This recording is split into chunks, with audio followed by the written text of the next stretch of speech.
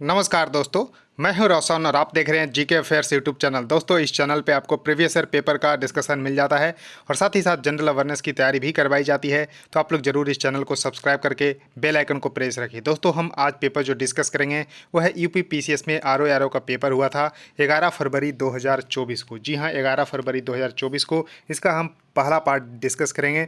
इससे पहले हम 2 और पेपर डिस्कस कर चुके हैं, उसको भी ज़रूर देख लीजिएगा।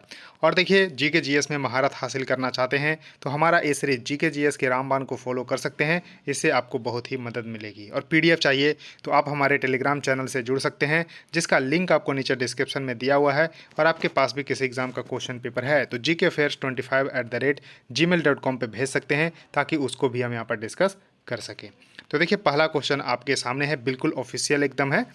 तो देखिए, which one of the following organisation declare Varanasi its first tourism and the cultural capital in 2023। यानी कि किस संगठन ने वर्ष 2023 में वाराणसी को अपनी पहली पर्यटन और सांस्कृतिक राजधानी जो है घोषित किया था।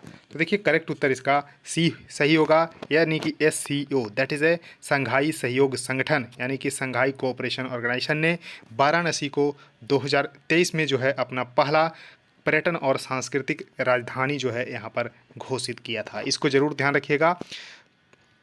अब यहाँ पर आपको ध्यान रख लेना है कि 2023 के लिए इसको डिक्लेयर किया था, लेकिन 2022 में इसको डिक्लेयर किया गया था, जब 2022 में समरकंद में यानी कि उज्बेकिस्तान समरकंद में इसकी बैठक हुई थी। 2023 में जो इसकी अध्यक्षता की थी वो भारत की थी। SCO की अध्यक्षता 2023 में भारत और 2024 में कजाकिस्तान अस्ताना में सबमिट होगा। तो इसको भी थोड़ा सा ध्यान रखिएगा। तो करेक्ट उत्तर इसका सी सही हो जाएगा। अब देखिए, G20 का भी जो 2023 का सम्मेलन हुआ था वो भारत में ही हुआ था, इसको भी ध्यान रखिएगा। अब देखिए, नेक्स्ट क्वेश्चन है कि तुलसीदास जी के संदर्भ में कौन सा कथन यहाँ पर सही है। तो देखिए, सही कथन यहाँ पर आपसे पूछा जा रहा है, that is a correct statement regarding the Tulsidas. तो देखिए, तुलसीदास का जन्म बांदा जनपद के राजापुर नामक ग्राम में हुआ था। तो जी हाँ, उत्तर प्रदेश के बांदा जिले के राजापुर नामक ग्राम में तुलसीदास जी का जन्म हुआ था। कब हुआ था? 1532 ईस्वी में हुआ था। जी हाँ, 1532 ईस्वी में बांदा जनपद के राजापुर नामक ग्राम में हुआ था तुलसीदास जी का जन्म। तो देखिए, स्टेटमेंट 1 यहाँ पर बिल्कुल सही है। अब देखिए, उनकी पत्नी का नाम गीतावली था? नहीं, उनकी पत्नी का नाम दोस्तों रत्नावली था। तो दूसरा स्टेटमेंट यहाँ पर हो गया गलत। तो यानी कि ओनली 1 यहाँ पर सही है, यानी कि केवल एक सही है। तो डी इसका सही उत्तर हो जाएगा। ध्यान रखिएगा, पत्नी का नाम रत्नावली था, जबकि पिता का नाम अगर पूछा जाए आपसे तो आत्माराम दुबे और माता का नाम हुलसी। तो इसको ध्यान रखिएगा। तो माता का नाम हुलसी, पिता का नाम आत्माराम दुबे और पत्नी का नाम रत्नावली था। इसको थोड़ा सा ध्यान रखिएगा। अब देखिए, नेक्स्ट क्वेश्चन आपके सामने है कि रुद्रमा के संदर्भ में कथन पर विचार करिए और उसके बारे में सही कथन आपको बताना है। दैट इज़ ए रुद्रमा के बारे में करेक्ट स्टेटमेंट आपको बताना है। तो देखिए, रुद्रमा वारंगल के काकतीय वंश की चौथी स्वतंत्र शासक थी। जी हाँ, रुद्रमा को रुद्रमा देवी के नाम से भी जाना जाता है। इनको जरूर ध्यान रखिएगा। तो यहाँ पर ध्यान रखिएगा कि काकतीय वंश का संस्थापक था बेतराजू। तो ध्यान रखिएगा, बेतराजू इसका संस्थापक था। बेतराजू काकतीय वंश का संस्थापक था, जो कि ध्यान रखना है। और ये 12वीं सदी में इनका जो शुरुआती में नाम था वो प्रोला राजा था। प्रोला राजा इनका नाम था, लेकिन बेतराजा इनका ओरिजिनल नाम था। तो इन्होंने ही काकतीय वंश का स्थापना किया था। तो देखिए, रुद्रमा वारंगल के काकतीय वंश की चौथी स्वतंत्र शासक थी। तो देखिए, काकतीय वंश कहाँ का बेसिकली शासन करता था? तो वारंगल क्षेत्र में। तो इसको ध्यान रखिएगा।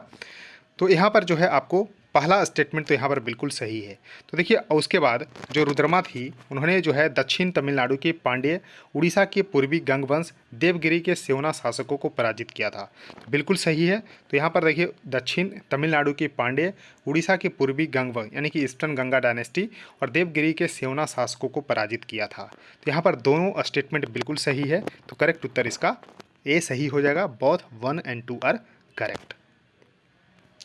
उसका देखिए, नेक्स्ट क्वेश्चन है कि मुरादाबाद यहाँ पर कथन के बारे में विचार करना है और सही उत्तर का चुनाव करना है। तो स्टेटमेंट 1 में यहाँ पर है कि मुरादाबाद तांबे के काम के लिए प्रसिद्ध है। जी नहीं, मुरादाबाद आपको ध्यान रखना है कि ये पीतल वर्ष के लिए जो है या पीतल काम के लिए प्रसिद्ध है। तामा का न होकर यहाँ पर ब्रास वर्क के लिए, दैट इज़ ए पीतल नगरी इसको भी बोला जाता है मुरादाबाद को। तो ध्यान रखिएगा, तो पीतल के काम के लिए प्रसिद्ध है और उसने दुनिया भर में हस्तशिल्प उद्योग में अपनी एक अलग पहचान बनाई है। तो देखिए पहला स्टेटमेंट हो गया गलत, क्योंकि ये आपको पीतल नगरी के रूप में जाना जाता है, तो पीतल के काम के लिए प्रसिद्ध है। और यहाँ पर देखिए दूसरा इसके जो पॉइंट है वो सही है कि उसने दुनिया भर में हस्तशिल्प उद्योग में अपनी एक अलग पहचान बना ली है। उसका देखिए मुरादाबाद विशेष आर्थिक जो है क्षेत्र उत्तर भारत में उत्तर सरकार द्वारा विकसित पहला SEZ था। तो गलत है, क्योंकि मुरादाबाद ना होकर नोएडा था। जी हाँ, नोएडा जो है स्पेशल इकोनॉमिक जोन, जो कि फर्स्ट जो है स्पेशल इकोनॉमिक जोन था नॉर्दर्न इंडिया का, लेकिन इसको गवर्नमेंट ऑफ इंडिया के द्वारा जो है बनाया गया था। जी हाँ, ध्यान रखिए, यानी कि सेंट्रल गवर्नमेंट के द्वारा इसको जो है डेवलप किया गया था। तो देखिए दोनों यहाँ पर हो गया गलत, तो ना तो एक और ना तो दो ही यहाँ पर सही हो गया, यानी कि none of the above statement are correct. तो आंसर डी सही हो जाएगा। और देखिए नोएडा जो स्पेशल इकोनॉमिक जोन है उसको जो है डेवलप कब किया गया था, तो 1985 में डेवलप किया गया था। इसको जरूर ध्यान रखिएगा। उसके बाद देखिए नेक्स्ट क्वेश्चन आपके सामने है कि कोयला के संदर्भ में जो है कथनों पर विचार करना है। तो देखिए भारत दुनिया में कोयले के अग्रणी उत्पादकों में से एक है। जी हाँ, अगर टॉप पूछा जाए तो टॉप नहीं है, लेकिन अग्रणी उत्पादकों में से एक जरूर है। तो करेक्ट यहाँ पर पहला हो गया। उसके देखिए भारत के झारखंड और छत्तीसगढ़ जैसे राज्यों में कोयले के विशाल भंडार है। जी हाँ, झारखंड में भी है, छत्तीसगढ़ में भी है और उड़ीसा में भी कोयले के भंडार देखने को मिलते हैं। तो दोनों स्टेटमेंट यहाँ पर देखिए सही हो गया, यानी कि 1 और 2 आर करेक्ट। तो करेक्ट उत्तर इसका बी सही हो जाएगा। उसका देखिए नेक्स्ट क्वेश्चन आपके सामने है कि राष्ट्रीय पुस्तक मेला के संदर्भ में कथनों पर विचार करना है। तो देखिए राष्ट्रीय पुस्तक मेला जो कि 20वें नंबर का हुआ था, ध्यान रखिएगा, यानी कि 20th नंबर का नेशनल बुक फेयर हुआ था। कहाँ पर, तो जो है लखनऊ के यहाँ पर आपको बलरामपुर गार्डन में हुआ था। जी हाँ, लखनऊ के बलरामपुर गार्डन में 22 सितंबर से लेके 2 अक्टूबर तक हुआ था। जी हाँ, 22 सितंबर से लेके 2 अक्टूबर तक, यानी कि कुल मिलाकर 11 दिन तक चलने वाला ये पुस्तक मेला था, नेशनल बुक फेयर था, जो कि लखनऊ के बलरामपुर गार्डन में आयोजित किया गया था 22 सितंबर 2023 से लेकर 2 अक्टूबर 2023 तक।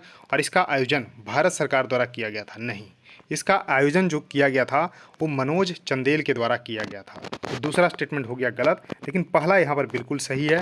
तो करेक्ट उत्तर होगा केवल एक यहाँ पर सही होगा, यानी कि ये इसका सही उत्तर हो जाएगा।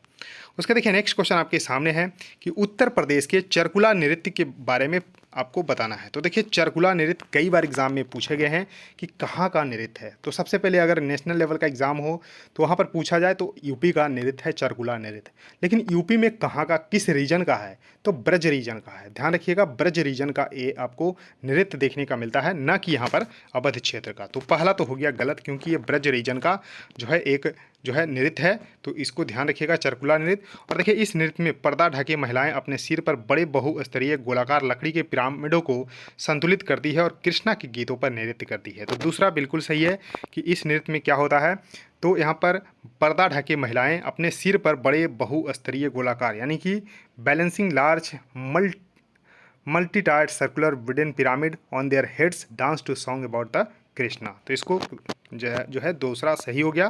तो केवल दूसरा ही यहाँ पर सही है, तो केवल दूसरा यहाँ पर सही है। तो करेक्ट उत्तर इसका सी सही हो जाएगा। उसका देखिए नेक्स्ट क्वेश्चन है कि पिन के बारे में आपको फुल फॉर्म बताना है। बैंक का जब लेन देन करते हैं तो पिन हम इंटर करते हैं, तो पिन का फुल फॉर्म क्या है, that is a personal identification number. तो करेक्ट उत्तर इसका सी होगा, पर्सनल आइडेंटिफिकेशन नंबर इसका सही उत्तर हो जाएगा। उसका देखिए नेक्स्ट क्वेश्चन आपके सामने है कि निम्नलिखित में से कौन सा जो है सुमेलित नहीं है। तो देखिए करेक्ट मैच नहीं है किसके बारे में, तो कुछ बोर्ड हैं और उसके हेड क्वार्टर के बारे में आपको बताना है। तो देखिए मसाला बोर्ड कहाँ पर है, तो जी हाँ, मसाला बोर्ड आपको देखने को मिलेगा कोच्चि केरल में, चाय बोर्ड कोलकाता में पश्चिम बंगाल में है, रबर बोर्ड कोट्टायम केरल में है, जबकि कॉफ़ी बोर्ड हैदराबाद में ना होकर ये बंगलुरु में है। जी हाँ, बंगलुरु में है, इसको बंगलुरु ध्यान रखिएगा, तो इसको ध्यान रखिएगा। तो बंगलुरु इसका सही उत्तर होगा कॉफ़ी बोर्ड का। तो यहाँ पर डी ही गलत मैच किया गया है, तो ध्यान रखिएगा। उसके देखिए नेक्स्ट क्वेश्चन है कि नीचे दो कथन दिए गए हैं जिसमें असर्शन है और रीजन है। तो देखिए सर्दी के मौसम में भारत का अधिकांश भाग शुष्क रहता है, यानी कि during the winter season most part of the India is dry. तो बिल्कुल सही है। उसका देखिए most part of the country are under influence of the north east trade wind. जी हाँ, यानी कि शीत ऋतु के दौरान देश की अधिकांश भाग क्या करती है, तो उत्तर पूर्वी व्यापारिक हवाओं के प्रभाव में रहती है। जी हाँ, जिसके कारण क्या होता है, तो जो है यहाँ पर जो हवाएं होती है वो लैंड से सी की तरफ जाती है। जी हाँ, लैंड से, यानी कि लैंड से सी की तरफ जाती है, जिसके कारण जो है ड्राई होती है most part of the India. तो इसको और जो है वर्षा की कमी होती है। तो करेक्ट उत्तर इसका जो है ए सही होगा, क्योंकि ए और आर यानी कि असर्शन और रीजन दोनों सत्य है। रीजन जो है इसका सही है असर्शन का, तो करेक्ट उत्तर इसका ए सही हो जाएगा। उसका देखिए नेक्स्ट क्वेश्चन है कि नीचे दो कथन दिए हुए हैं, फिर से असर्शन और रीजन है। तो देखिए दक्षिण अफ्रीका के संघर्षों ने गांधी जी को राष्ट्रीय आंदोलन के नेतृत्व के लिए तैयार किया। तो देखिए जो यहाँ पर असर्शन है वो बिल्कुल सही है कि दक्षिण अफ्रीका के संघर्षों ने गांधी जी को राष्ट्रीय आंदोलन के लिए नेतृत्व किया। गांधी जी गए थे 1893 ईस्वी में वकालत करने के लिए जो है साउथ अफ्रीका यानी कि दक्षिण अफ्रीका, और 9 जनवरी 1915 को भारत वापस लौटे थे। तो इस दौरान उन्होंने जो है दक्षिण अफ्रीका के संघर्षों को गांधी जी को नेशनल मूवमेंट के लिए भी तैयार किया। उसका देखिए रीजन क्या है, तो दक्षिण अफ्रीका में भारतीयों के जुझारूपन को देखकर गांधी जी को यह विश्वास हो गया था कि भारतीय जनता किसी उद्देश्य के लिए जुझारू संघर्ष और बलिदान के लिए तैयार हो जाएंगे। तो देखिए रीजन यहाँ पर नहीं है। रीजन क्या है, क्योंकि गांधी जी विश्वास करते थे कि इनका जो है सत्य और अहिंसा के द्वारा जो सत्याग्रह का प्रयोग करेंगे, उनके द्वारा जो है ये जो है आपको इंडियन जो है फ्रीडम को जो है प्राप्त कर लेंगे। तो रीजन जो है यहाँ पर गलत है, तो असर्शन ही यहाँ पर सिर्फ और सिर्फ सही है। तो करेक्ट उत्तर इसका बी होगा, यानी कि ए सही है और आर गलत है। तो करेक्ट उत्तर इसका बी सही होगा। अब देखिए नेक्स्ट क्वेश्चन है कि सूची 1 को सूची 2 से मिलान करना है, जिसमें कि एक तरफ जो है आपको दिया हुआ है कुछ विटामिन और एसिड, और दूसरी तरफ उससे संबंधित बीमारी। तो देखिए विटामिन सी की कमी से जो है कौन सी बीमारी होती है, तो स्कर्वी होती है, यानी कि ए का 4 हो जाएगा। फॉलिक अम्ल की कमी से जो है आपको रक्ताल्पता हो जाता है, यानी कि एनीमिया हो जाता है, यानी कि बी का 3 हो जाएगा। विटामिन ए की कमी से जो है रतौंधी हो जाती है, that is a night blindness हो जाती है। विटामिन B1 की कमी से बेरी हो जाता है। तो देखिए ए का 4, बी का 3, सी का जो है 1 और डी का दूसरा। तो करेक्ट उत्तर इसका डी सही हो जाएगा, इसको जरूर ध्यान रखिएगा। उसका देखिए नेक्स्ट क्वेश्चन आपके सामने है कि प्रथम मानव निर्मित लेजर था रूबी लेजर। जी हाँ, पहला जो है मानव निर्मित लेजर था रूबी लेजर था। तो इसके बारे में आपको सही कथन बताना है। तो देखिए ruby laser produce pulses of the blue light और ruby laser produce pulses of the red light.